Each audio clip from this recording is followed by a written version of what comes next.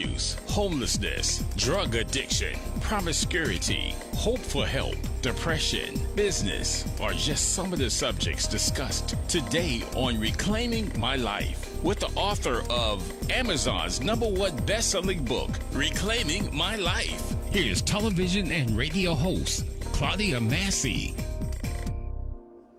Hello, hello, good people. Look, y'all, 'tis the season to be jolly. Look, I hope y'all had a wonderful, wonderful Thanksgiving. My Thanksgiving was truly, truly blessed. My brother and sister came up and spent the holiday with me, and I'm going to tell y'all, it was amazing. God is so good. He is so, so good. Are y'all feeling like a stuffed turkey today? We need to fast this week. Let's fast, y'all. Look, today on the line, I have the beautiful Martie Lovely joining me today. Welcome, beautiful. Good morning or early afternoon. Thank you for having me. Absolutely, absolutely. Look, I'm excited to have you here today. We are just leaving National Adoption Awareness Month, which was November. But let me tell y'all, I'm going to have to bring it into December because I have Miss Lovely here today. And I'm going to tell you what really, really caught my attention. Miss Martie and her nine siblings were all adopted. Come on, talk to us about it. My mom that adopted me at 3 months, she was raped and was not able to have children, and her dream was to always have children. She was an educator for 32 years, and so children at school wasn't enough, so she wanted more, and she went all out to ensure that the house was full of children, laughter, fighting, arguing, all of the such, and she made it a home full of love, and we never knew we were missing anything. Wow. I love that. I love that. There's so much about you as I look at, all the things that you've done or been through. Everything I'm seeing is reclaiming my life because, of course, when we are adopted and like you said, you are now in a home, doing all the things and nothing was missing, but I'm sure that there was some areas of things, where, you all can look back and say, wow, we truly reclaimed our lives, so that's wonderful. Mm-hmm, Thank you for sharing that. And then at age 20, you founded Lettered Read Learning Academy, which was for low-income mothers and a low-income housing, for low-income housing.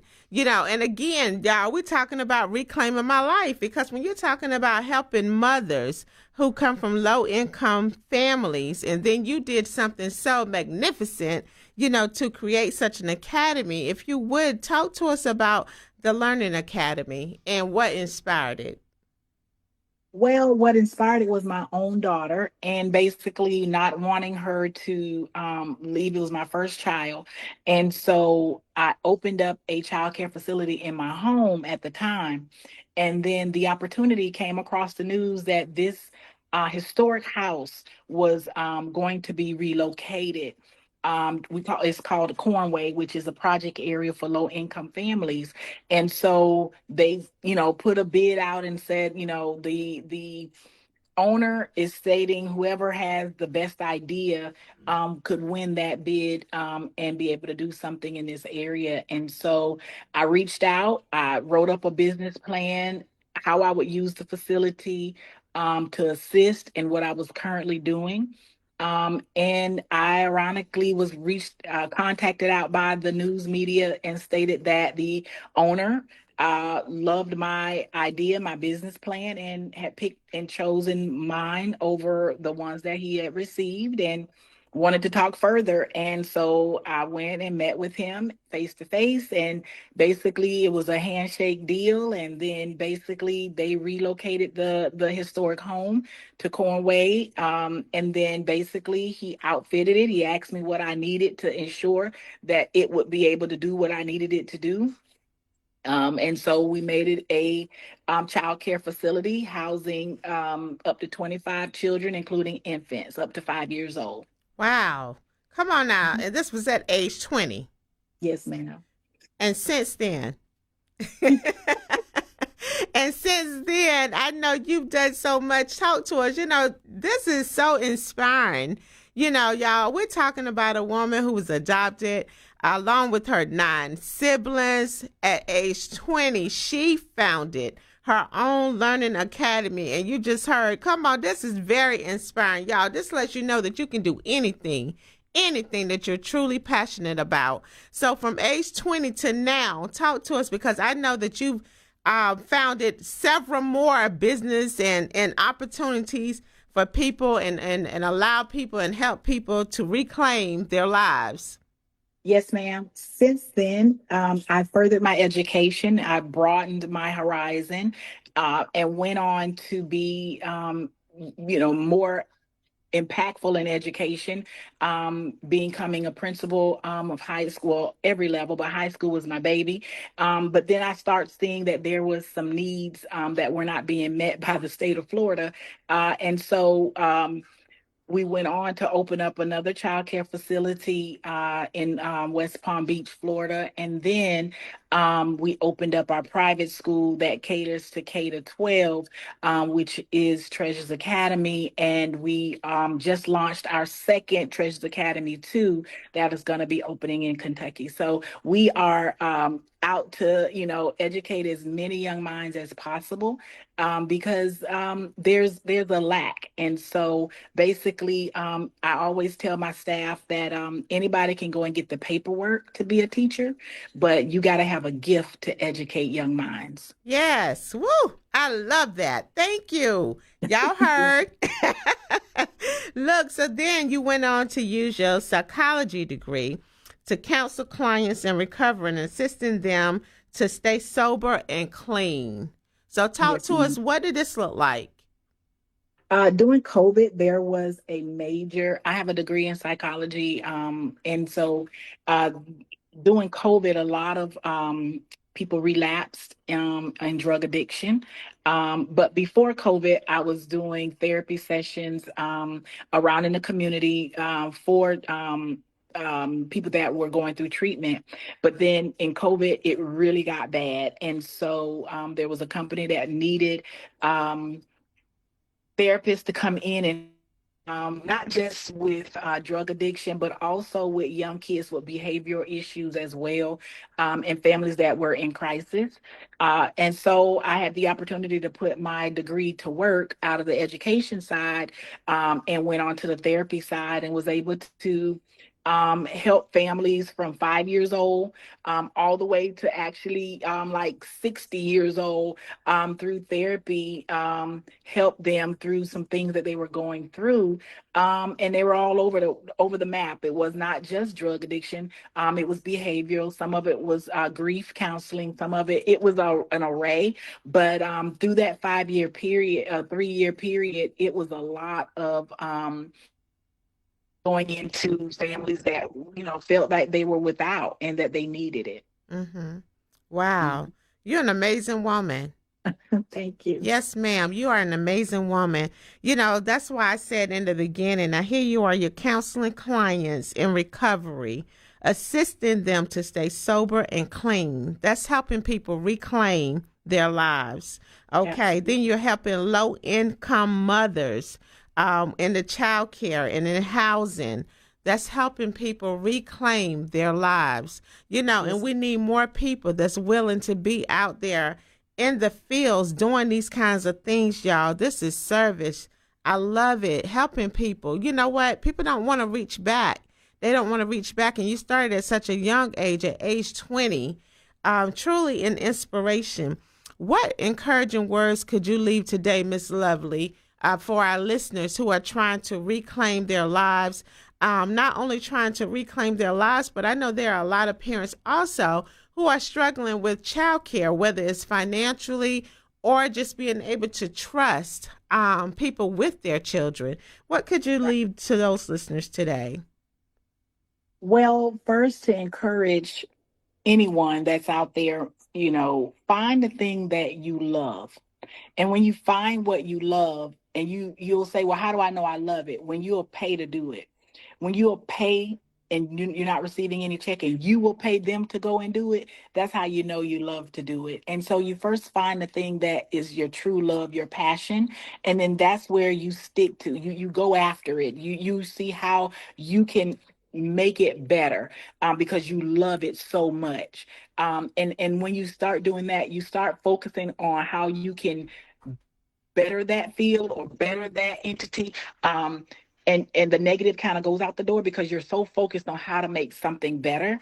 Then you're not intrigued to hear the naysayers. And there's a lot of naysayers and people that say you can't do it, but what if I can? And what I raised my children on, I have two children, what I raised them on is, I would rather you say we tried it and it didn't work than to say we don't know if it worked because we never tried it. And so with that, that's what I have encouraged my kids to go out and try anything, and be able to say it didn't work because they actually had a chance to try it. So that's what I would do. I would say encourage you to get into something you love, whether it's healthcare, whether it's education, whether it's performing arts, whatever your passion is, go after it. And don't let nobody tell you you can't do it, because the sky is the limit. Anything is possible. Number two, I would tell parents that seem like they might be struggling with childcare. There are resources out there. You just got to find it. You got to talk to your directors, talk to your owners. If they're not willing to be open with you about their facility, about their services, about their resources, then you might need to find you another space, because when you're giving them the most priceless commodity you have, which is your child, they should be willing to tell you everything and anything. Cameras are necessary, ensuring that you're able to see your children any day, anytime, making sure you're able to get information. They should be communicating with you from the beginning of the day to the end of the day, the end of the week. You should be able to communicate with your child care facility, because you're giving them a valuable product, and they have to make sure that they're securing that product until you come back and retrieve your product every single day. And so I would say, if they're in a county that provides child care funding, ELC, I know there's a lot of other states that have different names for it, but it is child care. There's funding that is available for them to pay for child care. There's wait lists, but sometimes there's not, to help. And then the last thing is, talk to the facility and work out payment plans, because sometimes, yes, it could be crazy expensive, but then there's also a lot of providers that will allow you to go on payment plans and pay what you can until you can do better. That's what a quality daycare or childcare or school would do if they want to keep your business. Come on and teach. Yes. Yes, Look, did y'all get it? Did y'all get it? I love it. Look, so when are you coming to Virginia? I'm ready to ride. We go by the thing, we catch flights, not feelings. So I'm Yes. ready to go anytime, because this is what I love to do. And education, my mom put it in us. Like I said, she was an educator for 32 years, and that's all we knew. That's all I know. And so if I can be a help to someone, if I can, educate, I love high schoolers. I will say, back right before the pandemic, I had the highest graduation rate in Broward County at a charter school, and these were kids that were second language, and people underestimated these kids, but we came out and had the highest graduation rate. So we are on track, to graduate our private school this year. So I'm ready whenever. It's only a flight for me, and I'm not afraid of flying. All right now, and look, I ain't talking about just a flight. We need one of these academies here in Virginia. I'm ready. All I'm right, ready. I'm ready. I just need to get there and get the lay of the land, come and we'll on, open up Treasures Academy 3. come on. That's what I'm talking about. Yes, ma'am. Yes, I love ma'am. it. And look, Miss Lovely, congratulations to you, because I know you did receive the keys to Sarasota. Come on. Yes. Yes. Yes.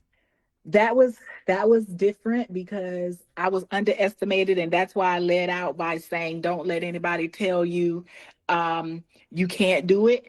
Is because I had a 4-1 approval from the commissioners when I needed to rezone Leonard Reed Learning Academy from commercial to residential. And basically, I had one guy tell me I couldn't do it, but 4 told me I could. And that was all I needed to pass and get the keys to the city. And the mayor came out and she said, "You did it, and you are getting the keys to the city." And for that, I was grateful. Yes, yes. Congratulations. Congratulations. Look, y'all just heard a snippet today. Miss Lovely, please let them know how they can connect with you. I am on Instagram at Martie Lovely, MartieLovely. You can also reach me by email, martielovely@gmail.com. I'm also on Facebook at Martie Lovely.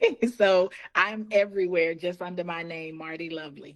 Awesome, awesome. Thank you so much, Miss Lovely, for stopping by Reclaiming My Life today and for being a blessing to so many and helping others reclaim their lives. Thank you, thank you, thank you.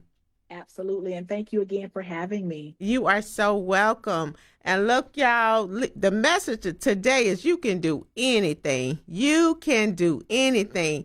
Until next time, y'all carry that with you all week. I can do anything. Until next time, y'all remember that I love you. Stay blessed. And go ahead on and fast a little bit before Christmas get here. All right, y'all. Take care. You have just heard Reclaiming My Life with life coach and author Claudia Massey. To get your copy of Amazon's #1 best-selling book, Reclaiming My Life, visit www.contactclaudiamassey.com and tune in each Monday at 12 noon for Reclaiming My Life with television and radio host Claudia Massey on WBTK 1380.